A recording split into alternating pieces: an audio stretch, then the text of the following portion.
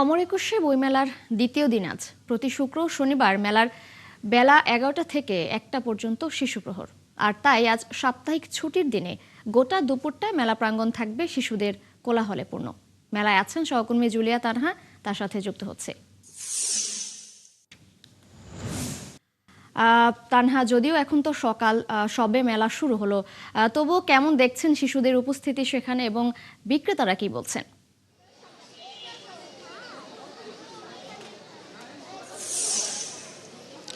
তিশা, আপনি যেমনটি বলছিলেন, প্রতি বছরের মতো এবারও কিন্তু অমর একুশে বইমেলা শুরু হয়েছে এবং বইমেলা শুরুর আজকে দ্বিতীয় দিন এবং দ্বিতীয় দিন যেহেতু শুক্রবার পড়েছে এবং আজকে স্বভাবতই শিশু প্রহরের যেই দিনটি সেটি কিন্তু আজকে এবং বাংলা একাডেমিতে প্রতিবারই কিন্তু শিশু প্রহর থাকে, যেই আয়োজনটি সেটি বেলা ১১টা থেকে ১টা নাগাদ থাকে এবং আজকে সেই আয়োজনটি একটু আগেই কিছু শুরু হয়েছে। তবে শিশু প্রহরের যেই মূল আকর্ষণ থাকে, যে সিসিমপুরের পাপেট ক্যারেক্টারগুলো যেগুলো থাকে, চরিত্রগুলো তারা আসেন এবং বাচ্চাদের সাথে কথা বলেন এবং বাচ্চারা সেই হাসি আনন্দে মেতে ওঠে। সেই আয়োজনটি কিন্তু এবার বইমেলায় থাকছে না, অর্থাৎ সিসিমপুরের যেই শিশু প্রহরের আয়োজন সেটি কিন্তু এবার বাংলা একাডেমি রাখছে না।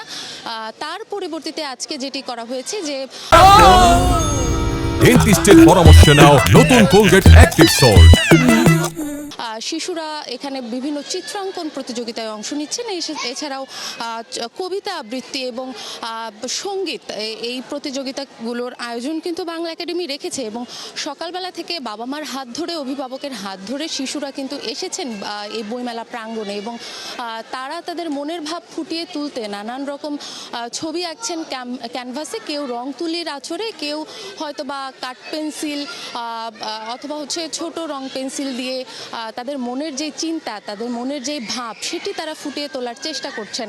এবং আজকে রমজানের মাস হলেও কিন্তু শিশু প্রহরে বেশ আয়োজন এবং উৎসব মুখর একটা পরিবেশ আছে। বাবা মার হাত ধরে ছোট ছোট সোনামণিরা কিন্তু এসেছেন শিশু প্রহরে এবং তারা যেই স্টলগুলো রয়েছে বাচ্চাদের জন্য, সেই স্টলে তারা ছোট ছোট ছড়ার বই সহ গল্পের বই তারা দেখছেন এবং বাবা মারাও কিন্তু বেশ খুশি যে শিশুদেরকে তারা এই বইয়ের সাথে, যে বইয়ের যে গন্ধ, বইয়ের যে ঘ্রাণ, তার সাথে আসলে পরিচয় করে দিতে পারছেন। এবং একই সাথে যে চিত্রাঙ্কন প্রতিযোগিতার বিষয়টি যদি বলি, চিত্রাঙ্কন প্রতিযোগিতার বিষয়টি এবার বাংলাদেশ নিয়ে তাদের ভাবনা, ভাষা আন্দোলন নিয়ে তাদের ভাবনা, সেটিকে আসলে প্রধান করে রাখা হয়েছে এবং সেটিকে কেন্দ্র করেই কিন্তু তারা এই চিত্রাঙ্কন প্রতিযোগিতাটি করছেন। এবং ইতোমধ্যে কিন্তু শিশুরা তাদের এই চিত্রাঙ্কন প্রতিযোগিতা শেষ করে ফেলেছেন অনেকটা। তবে এখনও কিন্তু কিছু শিশু তাদের মন মতো ছবি আঁকছেন এবং ছবিতে ভাষা আন্দোলন, শহীদ মিনার সহ নানা কিছু তারা ফুটিয়ে তুলছেন। আমরা যদি একটা বাচ্চার সাথে একটু কথা বলতে চাই,